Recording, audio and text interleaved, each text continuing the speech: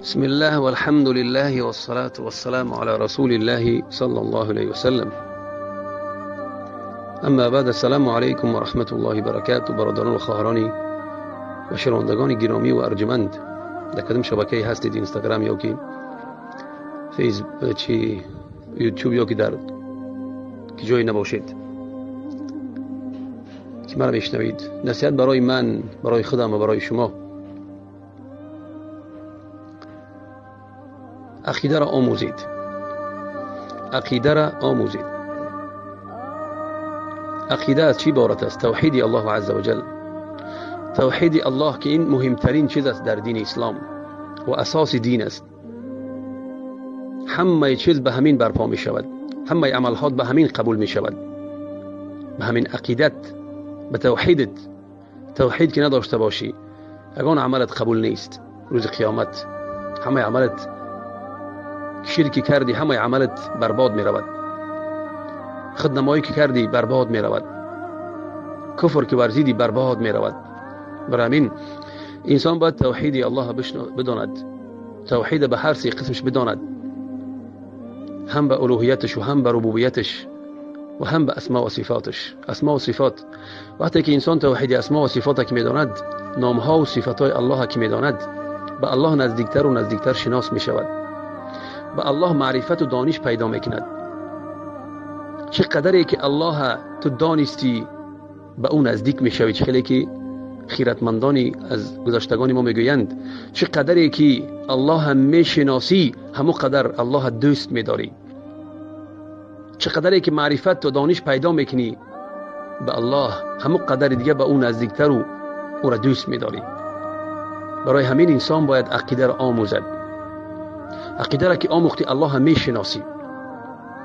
کیست؟ چه قدرت دارد؟ چه علم دارد؟ همه گپ تا میشنود، میبیند ترا، رفتار و کردار تا خوب میکنی. وقتی که بدانی که الله ترا میبیند، الله شنواست، میشنود هر یک گپی ترا، الله بیناست، میبیند، عمل الله قبول میکند، پس عمل خالص میکنی برای الله. برای همین خیلی گپ زیاد است، ما خلاصش میگیم. برای همین برادران و خواهران ارجمند و شنوندگان گرامی، گوش دهید درسای عقیده را، باور کنید برای خودتان است، برای فایده خودتان.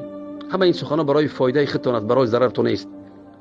برای همین قصه های بیهوده، جنجال های بیهوده، اختلاف های بیهوده را گوش ندهید. نه اختلاف، نه جواب و ردیه، نه قصه های بافته که هر کس نقل میکند، برای شما فایده نمی بخشد. مهمترین چیز عقیده است. انسان عقیده اهل سنت که دانست، دیگر عقیده اهل سنت که دانست، به کدام اساس، به کدام راه عقیده اهل سنت میداند؟ به گوش کردن و خواندن و فهمیدنش. وقتی که عقیده اهل سنت انسان که دانست، فهمید، دیگر عقیده هایی که خلاف اهل سنت است و یا را جدا میکند، فرق میکند که کدام عقیده باطل است و کدام عقیده درست است. برای همین برادرای گرامی، به الله نزدیک شوید، عقیده را آموزید، توحید آموزید. به همه نازکیاش واجب است، اساسیات دین واجب است آموختنش. برادرای گرامی، چطور بیهوده را گوش ندهید. همه خیلی دیگر شناختن پیغمبرش صلی الله علیه و سلم به چی می شود؟ شناختن پیغمبرش به دانستن محمد رسول الله. کیست محمد علیه الصلاة و السلام؟ آیا وی فرستاده است تمام؟ یگان حق و حقوقی ندارد در بالای ما؟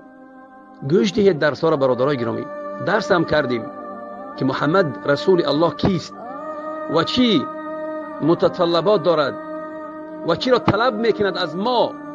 همه اینا درس دادیم برادرای گرامی. همون شناختن پیامبر به چیش می شود؟ بصیرتش.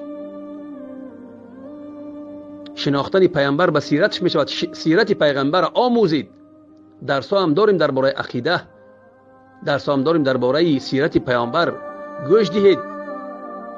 معانات و آزار و عذاب کشی که در راه دین پیغمبر کرده است، آنها را گوش دهید. پیغمبر این را بیهوده نکرده است. پیغمبر در راه دین جان فدا کرده است. برای کی؟ برای دین، برای ما برسد. نخود ما یک درسی که 30 دقیقه است و گوش ندهیم که درباره بهترین خلق می رود چرا چه آموزیم، بشناسیم پیامبر، دوست داریم پیامبر. واجب است دوست داشتن الله و رسولش، واجب است. از همه باید ما بسیارتر از نفس خود باید بسیارتر دوست داریم. برای همین برادرای گرامی ما باید عقیده را آموزیم، به هر یک قیل و قال و گپای سفسطه گوش ندهیم. مهم تا همان لحظه ای که جان در بدن داریم ما باید درس ها را گوش کنیم، علم دین آموزیم، قرآن و سنت آموزیم، قرآن بفهمیم الله چی میگد ما را. درس های قرآن هم است، ترجمه قرآن هم است، حدیث های بخاری مسلم هم هست، همه درس ها نمودهاش هست، همه آماده است. فقط گوش دهنده در کار که گوش دهد. برادران گرامی، خواهران عزتمند، پدران و مادران،